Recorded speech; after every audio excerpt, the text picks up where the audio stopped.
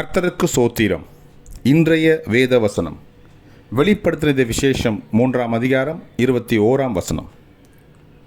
நான் ஜெயம் கொண்டு என் பிதாவினுடைய சிங்காசனத்திலே அவரோடு கூட உட்கார்ந்தது போல ஜெயம் கொள்ளுகிறவன் எவனோ அவனும் என்னுடைய சிங்காசனத்தில் என்னோடு கூட உட்காரும்படி அருள் செய்வேன். ஆமென். வெளிப்படுத்தினது விசேஷம் 3:21.